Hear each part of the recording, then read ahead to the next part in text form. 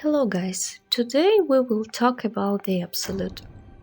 The video will be long, so take a cup of tea or something else and enjoy watching. So, many of you who played Baldur's Gate 3 often hear about the absolute. So am I. I think everyone is well aware that absolute is the game's main antagonist, but who it is or what it is still hidden from us. In this video I will try to express my conjecture or theory regarding the absolute. So, let's refresh our memory a bit and listen what True Souls has to say about the absolute. What? Are you testing us? The Absolute is our goddess. She's going to rip down the old world order, start a new one. Then we'll be the ones with the power. Well, you will firstly, True Soul. You don't need me to explain that. A true soul, like you, has been chosen by the Absolute. You speak with her voice, and when the time comes, the true souls, you, will rule. Darkness seems to swallow the temple, leaving you with a vision of the goblin priestess receiving instruction from a handsome young man, one of the chosen. The vision dissolves away. You stand before the goblin priestess in the temple once again. Her faith floods into you, a tide of shuddering ecstasy. Her tadpole nestles within that mania, secure, hidden. I understand that all those who are faithful to the Absolute consider this as enlightenment, the power of deity, but they do not understand that in their head, as well as in the head of our character, there is an elated tadpole in stasis, which convinces them of the belief in the Absolute. But the question begs why our hero who has the same tadpole is not loyal to the Absolute.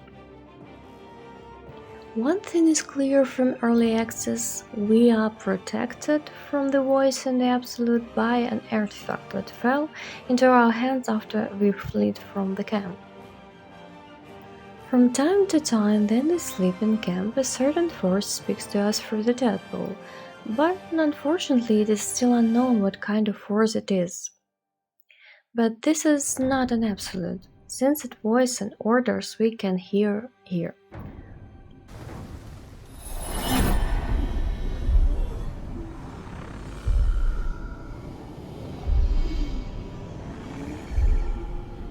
Hear my voice.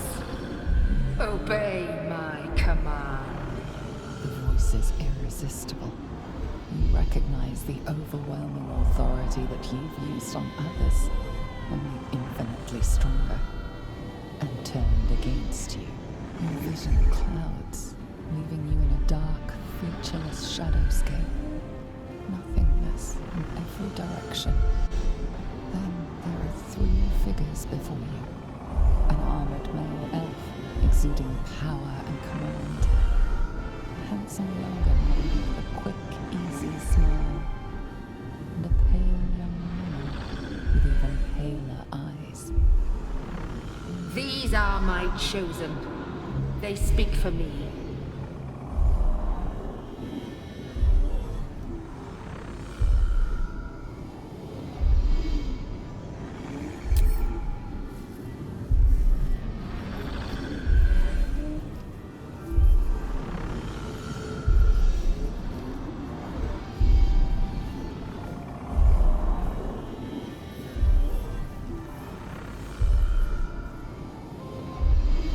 Feel energy pulsing from the artifact, lifting the pain from you, pushing the voice away.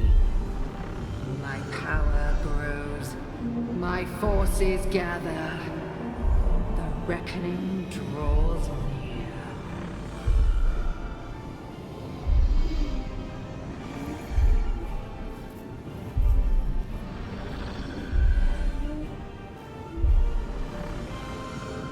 Don't give me that look. And just after that, the artifact will help us cope with the voice. And it is not in vain that all true souls are looking for this artifact, since it can protect against absolute influence. So, what is this voice of the Absolute? To answer this question, we should remember the lore of the game, namely the gods. To be more precise, the Dark Triumvirate, the unholy union of three mortals, Bane, Baal, and Myrkul. I will not tell the story of how they become gods, since it's a topic for a separate video. I will just tell you a little about the gods themselves and show you their symbols. So, Bane is a god of hatred, fear, discord, and tyranny. Bane prefers to keep a low profile and allows his servants to use his intricate plans. On rare occasions, then he appears, he takes the form of dark, bare-chested humanoid figure, sometimes wearing dark armor and elegant black cloak with red stitching. Bane shed his mortal shell centuries ago, and his primary goal remains purely human. He seeks nothing but complete power over Faerun. But during the time of troubles, Bane was slain by demigod Torm in terrifying battle at the harbor of Tantros.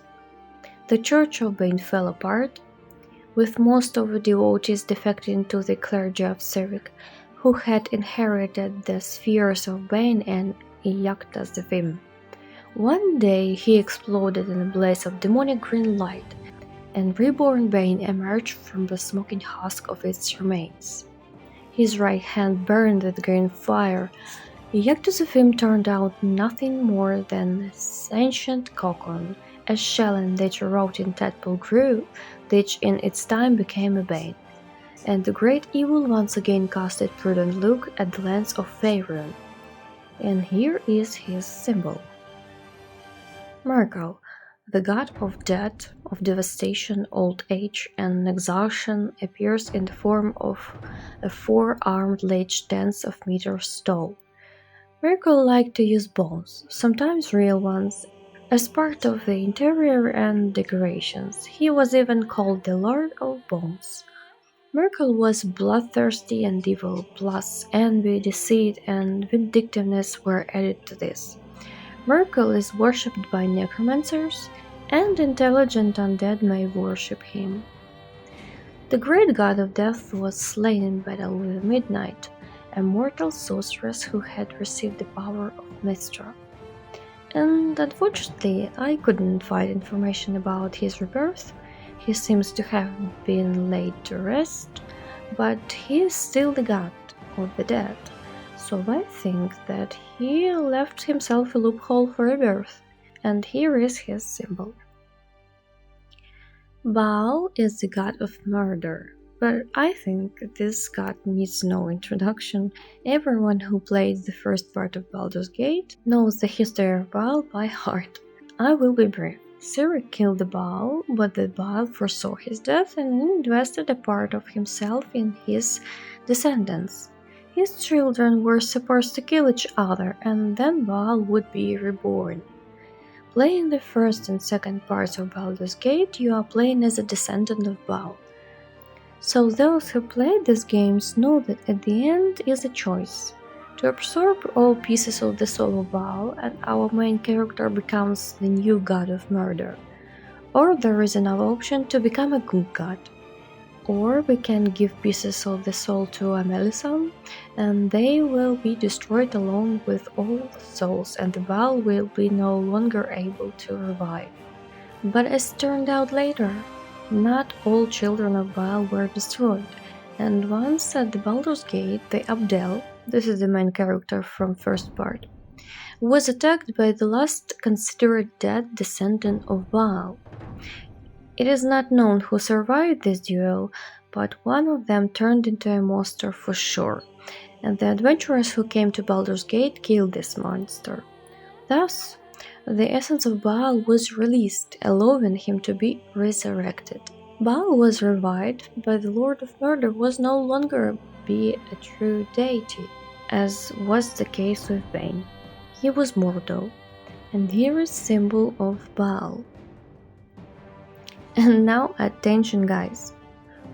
Wandering through the early access of the game, even at the very beginning on the ship, we can notice a symbol on the clothes of sectarians. For example, here is one of them. Symbols can also be found in many places where forces of the Absolute are concentrated.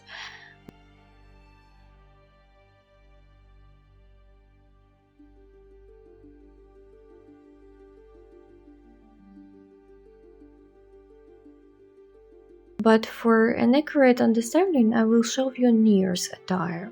This character we can meet in Greenforge. And now we remember symbols of Bane, Myrkul, and Bhaal. And as you can see, all those symbols are on the rope. What does it all mean? In theory, the Absolute is nothing but a new reborn triumvirate. Most likely in the game, we will somehow meet Bhaal, Myrkul, and Bane. But whatever those characters will be presented different figures or whatever it will be some kind of force, still unknown. But to deny that Absolute uses free symbols of those gods, it's stupid. So I think that Larians have prepared a big surprise for all the fans, and the Illithids as such are not the main evil in the game. They are most likely just a tool, because the tadpole is shrouded in unusual magic and everyone who tries to take it away from us is talking about it, be it a hag or an illithid in the dungeons. Everyone says that they have never seen such strong magic. Most likely the triumvirate has an agreement with illithids, that they kidnapped all possible races and implant tadpoles in everyone. With the help of magic, they convert everyone to the faith of the Absolute, since the faith in Faerun also affects the power of gods. The more followers, the stronger the god. But after rebirth, they are not as powerful as they were before. Therefore, they need illithids, just as illithids need a strong ally.